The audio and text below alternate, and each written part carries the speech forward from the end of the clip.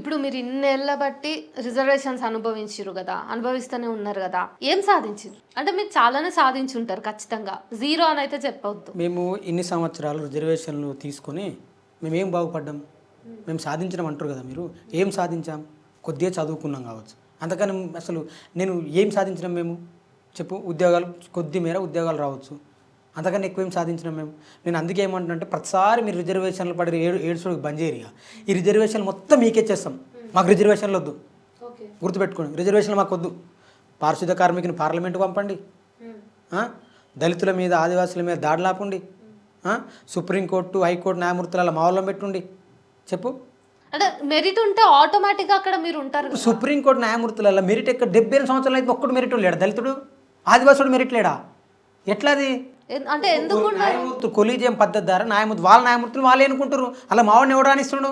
ఒకవేళ వచ్చినామని పరిస్థితి ఏంది? తీసి పక్క పెడుతురు. న్యాయ వ్యవస్థలో కూడా కులం ఉంది అంటున్నారు మీరు. అసలు కులం లేదేటి దేశంలో? ఈ దేశం పుట్టిన కులం మీద, కులం మీద కదా దేశం నడిచేది.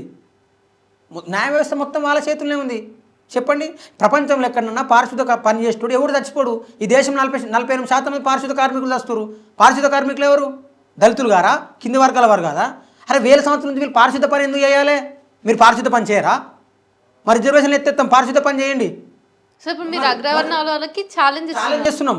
మరి రిజర్వేషన్లు మీకు ఇస్తాం. ఎప్పుడైనా గమనించు, ఒక్కడన్నా అగ్రవర్ణము వ్యక్తి కావచ్చు ఎవరైనా లాకప్ డెత్ వచ్చిండా? అగ్రవర్ణము మహిళల మీద లాకప్ డెత్లు జరిగినాయా? మంత్రి మధ్యకర్ ఎట్లా చంపారు? మరి ఏమో లాకప్ డెత్లు చచ్చిపోలేదా? చెప్పండి, ఇంకెన్ని హత్యలు చేస్తారు మీరు? ఇంకెన్ని సంవత్సరాలు ఈ హత్యలే చేస్తారు? గోవును పూజించేవాడు సాటి మనిషిని ప్రేమించడా? మీరు చెప్తారు కదా గోమాత గోమాత అని, గోమాతను రక్షిస్తామని చెప్పి గోమాత దళాలు వెళ్ళిన వాళ్ళు, మరి దళితులు మా వాళ్ళు దళితులు మేము రక్షిస్తాము, దళితుల కోసం నిలబడతాము, దళితులు ఈ దేశంలో భాగమే, దళితులు మా ఊర్లో ఉన్న వాళ్ళు దళితులు మాతో పాటు కలిసి నడుచుని చెప్పి ఎందుకన్నారు? మీ అద్దాల మేడలు కట్టేవాళ్ళు దళితులు గారా? అద్దాల మేడలు కట్టితే ఆ పూరి గుడిసెలు ఆ మేడల తర్వాత వీకేస్తాయి. అంటే మీరు ఏమైనా వివక్షను అనుభవించినా ఇంత ఫైర్ అవుతున్నారు? వివక్ష ఏంది? మేము చిన్నప్పుడు ఒక దగ్గర పనికి పోతే ఆయన పని అంతా చేసుకుని చివరికి వస్తారు ఇంట్లోకి రానియాలి. మాకు ఎంత బాధ ఉండాలి? అప్పుడు నేను 5th క్లాసో 9th క్లాసో. అంటే ఇల్లు కట్టడం ఇప్పటి ఆ ఇల్లు కట్టడం ఇప్పటి కూడా అదే పరంపర కొనసాగిస్తారు. అద్దాల మేడ గుడి కడతాడు, గుడికి శ్రమ ఎవడు చేస్తాడు? వీడి చేస్తాడు. మరి గుడి కట్టినాక వీని పాత్ర ఏంది? గుడి అవతల ఉండి మొక్కాలే. రౌతును దేవుని చేసేది ఎవడు? మన శిల్పకాల పడుతుంది మన పరిస్థితి. తర్వాత ఆయన పరిస్థితి ఏంది? తర్వాత ఆయన ఏడుంటాడు? పూజారి అవుతాడా? సో పూజారి కావాలనేది మరి 1000 సంవత్సరం మీరు ఎట్లా పూజలు చేస్తారు? మీరు పుట్టుకతోనే మీరు గొప్పోళ్ళు ఎట్లా, మేము తక్కువలం ఎట్లా? అందరి తల్లికి అక్కడ నుండి కదా జన్మించింది. మీరు పుట్టుకతోనే తెలివిమంతులంటే మాకు పుట్టుకతోనే ఇది ఎక్కడిది? మీకు అసలు మీకు తెలివేలేదు అంట. నేను మీకు తెలివేలేదు. మీకు ఒకవేళ నైపుణ్యం ఉంటే ఒక్కరిని నాగలు కట్టమను, మాతో పాటు నడుమను, మా తల్లు లెక్క నాటేయమను. చెప్పండి, ఈ దేశ సెంటు వాసన మా అయ్యల చెమట వాసన, మా అయ్యల చెమట వాసనతో ఈ దేశాన్ని సెంటు వాసన అయింది. ఈ దేశాన్ని నిర్మించింది మా తాతలు, మా తండ్రులు, మా తల్లులు, మా పూర్వీకులు. ఎవరి డ్యూటీ వాళ్ళు చేయడం కూడా అదొక పెద్ద నీ డ్యూటీ ఏంది? పనిగా ఫీల్ అవుతున్నట్టు అనిపిస్తలేదా మీకు? ఏం పనిగా? అంటే ఇప్పుడు రైతు చేసే కష్టాన్ని కూడా మీరు చాలా ఎలివేట్ చేస్తున్నారు. లేకపోతే ఎవరి పని వాళ్ళ జీవితంలో అంటే 1000 సంవత్సరాల నుంచి వాళ్ళు పూజారులు ఉండాలి, మేము డప్పులు కొట్టుకుంటూనే ఉండాలి, మేము నాగలు దున్నుకుంటూనే ఉండాలా? ఇప్పుడు మీరు వదిలేయండి కదా, వృత్తి వదిలేయండి. మేము వదిలేస్తాం, మీరు చేయమని చెప్తున్నాం. మేము ఒకటి దేశంలో పుట్టిన వాళ్ళం కదా. మేము సరే అందుకే రిజర్వేషన్లు ఎత్తేస్తున్నాం అంటున్నాం.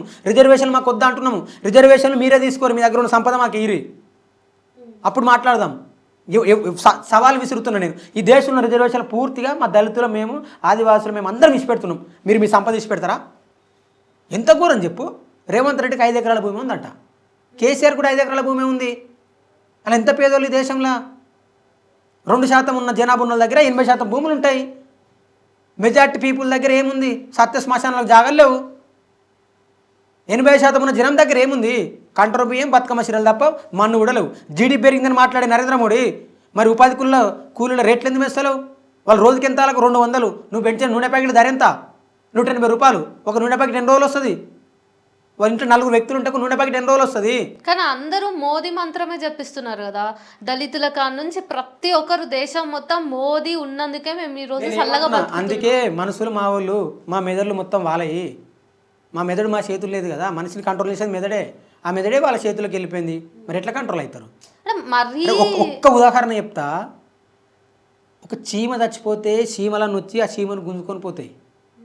మరి మనం మనిషి చచ్చిపోతే వాడు మన కులపోడు కాడరా అని చెప్పి ఎందుకంటారు? వాడు మన మనిషి అని ఎందుకన్నది చెప్పు. ఏమన్నా ఉందా ప్రపంచంలో ఈ వివక్ష?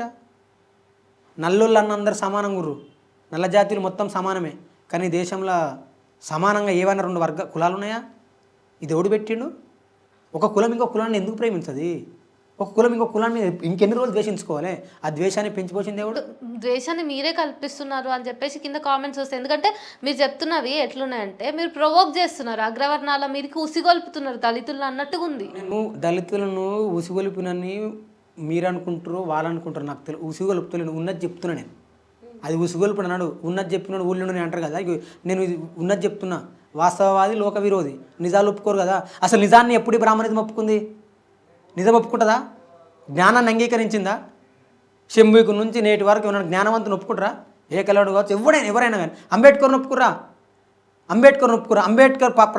అంబేద్కర్ రాసిన రాజ్యాంగం మీద ప్రమాణం చేసిన పాలకుడు అంబేద్కర్ను ప్రపంచ దేశాలు ఒప్పుకున్నాయి. అంబేద్కర్ను ఊర్లో పెట్టుకుంటామరా అంటే ఏమంటారు? ఏ ఊర్లో ఉండి అంబేద్కర్? ఊర్లో ఏడుండ ఆయన స్థానం ఏది? ఊరు లోపల ఉండా, ఊరు బయట ఉండా?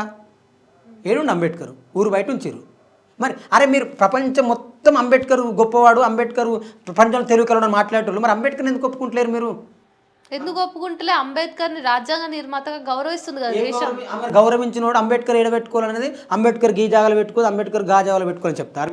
ఎక్కడ జరిగింది అవమానం అంబేద్కర్? మొన్న అంతేందుకు మన గజ్వేల్ నియోజకవర్గంలో నాచారం అనే గ్రామంలో జరిగింది. అట్లా చాలా ఒక్కొక్కరు ఉన్నాయి విషయాలు.